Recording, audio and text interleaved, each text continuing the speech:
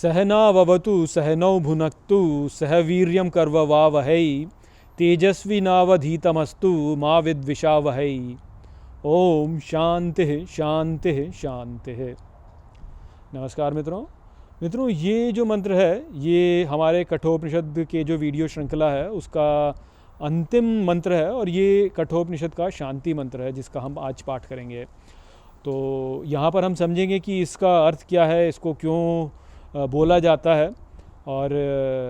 किस प्रकार से ये महत्वपूर्ण है। तो आइए सबसे पहले हम इसके अर्थ को समझते हैं। तो जो मंत्र है वो कहता है सहनाववतु अर्थात साथ दोनों की रक्षा करे, सहनौ भुनक्तु अर्थात साथ दोनों सेवा करें या आप कह सकते हैं कि भजन करें, सहवीर्यम कर्ववावहै अर्थात साथ शक्तिपूर्वक कार्य करें, तेजस्वी नावधीतमस्तु अर्थात जो दोनों ने अध्ययन किया वह तेजस्वी हो, मा विद्विषावहै अर्थात नहीं विरोध के भाव को उत्पन्न करे। ओम शांति शांति शांति। तो यहाँ पर ये जो मंत्र है इसके उच्चारण में जो बात है वो ये है कि ये जो कठोपनिषद ग्रंथ है इसका जब पाठ किया जाता है तो कोई व्यक्ति होता है जो कि इसको पढ़ाता है और कोई व्यक्ति होता है जो कि इसको समझता है। तो पढ़ाने वाला आचार्य हो गया और समझने वाला जो है वह शिष्य हो गया। तो यहाँ पे ये कहा जा रहा है कि जो आचार्य है और जो शिष्य हैं, जो ईश्वर है परमेश्वर है, वह उन दोनों की रक्षा करे और ये दोनों जो हैं वो साथ मिल कर के परमेश्वर की सेवा करें और साथ ही शांतिपूर्वक और शक्ति के साथ में जो है वह अपने कार्यों को करें। अर्थात जो इन्होंने यहाँ पे अध्ययन किया वह शांतिपूर्वक शक्तिपूर्वक हो और दोनों जो हैं दोनों का जो है इस अध्ययन के द्वारा तेज वृद्धि करे, वो तेजस्वी हो जाएं और उनके बीच में कोई विरोध ना उत्पन्न हो। तो इस प्रकार से ये जो एक प्रार्थना है जो कि ईश्वर से की जा रही है कि हे ईश्वर, हमने ये जो ग्रंथ है इसका पाठ जो हमने किया या इसका पाठ जो हम करेंगे वह इस प्रकार से हो कि उसमें आप हमारी रक्षा कीजिए और हम दोनों जो हैं इसका पाठ करने द्वारा आपकी सेवा करें, आपका भजन करें। इससे जो है हम अपना जो ये कार्य हम कर रहे हैं इसको हम शक्तिपूर्वक और सहजता के साथ में करें, इसमें हम कोई भी विघ्न ना उत्पन्न हो और इससे जो है हमारा तेज जो है उसमें वृद्धि हो और हमारे बीच में कोई विरोध उत्पन्न ना हो। तो ये एक प्रकार की प्रार्थना है, इसलिए जो है इस शांति मंत्र का पाठ किया जाता है ग्रंथ को आरंभ करने से पहले और ग्रंथ के समाप्त हो जाने के पश्चात कि भगवान से यही कामना की जाती है कि इस प्रकार के पाठ से जो है तेज उत्पन्न हो, इस प्रकार के पाठ से कुछ कल्याणकारी उत्पन्न हो, इस प्रकार के पाठ में कोई विघ्न ना उत्पन्न हो और इसमें ऐसा ना हो कि हमारे बीच में विरोध उत्पन्न हो जाए। कई बार यही होता है ना कि आप मान लीजिए कि किसी भी ग्रंथ का पाठ करते हैं तो उसमें लोगों के बीच में जो है एक दूसरे के प्रति जो है थोड़ा सा एक द्वेष कई बार उत्पन्न हो जाता है क्योंकि उनके जो मत होते हैं उसमें सहमति नहीं हो पाती, या कई बार ऐसा होता है कि आचार्य जो बात समझाना चाह रहा है वह शिष्य के समझ में नहीं आती है तो शिष्य जो है वो कई बार उससे उल्टा भी कुछ समझ सकता है। तो उस प्रकार की प्रार्थना यहाँ पे ईश्वर से की जा रही है कि ईश्वर जो है वो हमारी सहायता करें इस पाठ में और इससे जो है हमारा कल्याण हो। तो ये एक बहुत ही सुंदर भावना है। वास्तव में ये जो भावना है ये कहाँ से आती है? ये इसी बात से आती है कि व्यक्ति को अपने सभी कार्यों को ईश्वर को अर्पित करना चाहिए। कोई भी कार्य करने से पहले जो है व्यक्ति को पहले ही कह देना चाहिए कि ये कार्य जो है ये ईश्वर को समर्पित है और मैं ईश्वर से यही कामना करता हूँ कि इस कार्य से कुछ मंगलमय उत्पन्न हो।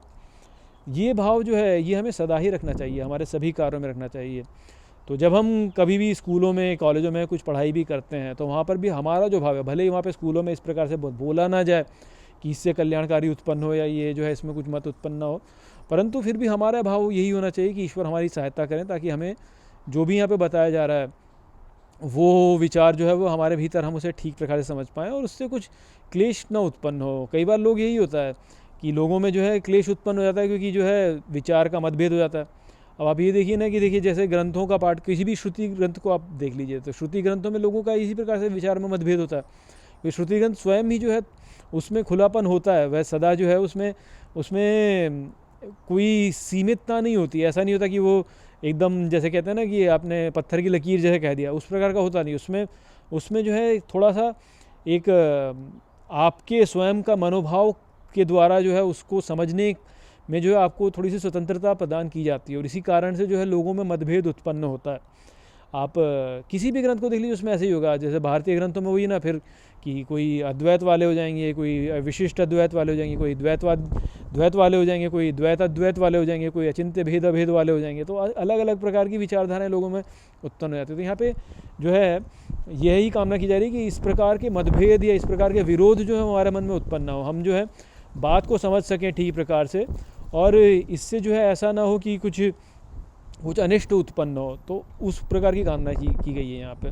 तो हम भी जो है यहाँ पे इसी कामना को लेकर के इस वीडियो श्रृंखला को यहाँ पे समाप्त करते हैं कि जो भी हमने यहाँ पे सीखा उससे जो है हमारा तेज जो है उसमें वृद्धि हुई हो, हमको अधिक ज्ञान प्राप्त हुआ हो, आपने ज्ञान प्राप्त किया हो, मुझे ज्ञान प्राप्त हुआ हो, और हमारे भीतर जो है जो हमारी सोचने की जो हमारी क्षमता है उसमें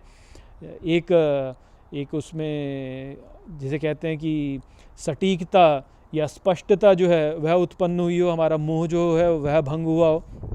और हम जो है अध्यात्म में और जो हमारा जीवन का लक्ष्य है उसको प्राप्त करने में इसमें जो है सफल हुए हों। इस प्रकार की कामना करके जो है हम यहाँ पर इस वीडियो श्रृंखला को यहाँ पे समाप्त करते हैं, और यहीं पे जो है कठोपनिषद जो है वह समाप्त होता है। और अभी जो है मैं कठोपनिषद को समाप्त करने के पश्चात कोई नया ग्रंथ और नहीं उठाने वाला हूँ कुछ समय के लिए, क्योंकि मैं किसी कार्य से जो है अभी व्यस्त हूँ। तो मैं अभी जो है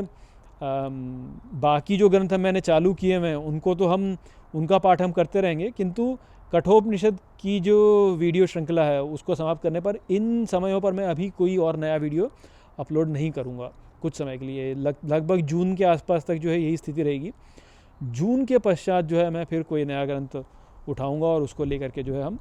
आगे पाठ आरंभ करेंगे। जो अष्टावक्र गीता है उसका पाठ चलता रहेगा, जो हमारा नारद भक्ति सूत्र है उसका पाठ चलता रहेगा, और जो प्रहलाद उपदेश है उसका केवल एक श्लोक अभी शेष बचा है, जो कि जो है हम अभी गुरुवार को जो है उसको करेंगे, और उसके पश्चात वह भी समाप्त हो जाएगा। तो ये जो 4 दिन हुआ करते थे जहाँ पे वीडियो आते थे, वो कुछ समय के लिए उन 4 दिनों में अभी कोई वीडियो आपके लिए आएंगे नहीं। तो मैं भी किसी कार्य में व्यस्त हूँ, उस कार्य को समाप्त कर लूँ, उसके पश्चात फिर मैं कोई नया ग्रंथ उठाऊँगा और फिर उस पर जो है हम आगे श्लोकों का पाठ आरंभ करेंगे। तो चलिए इसी के साथ इस वीडियो को मैं यहीं पे समाप्त करता हूँ। नमस्ते।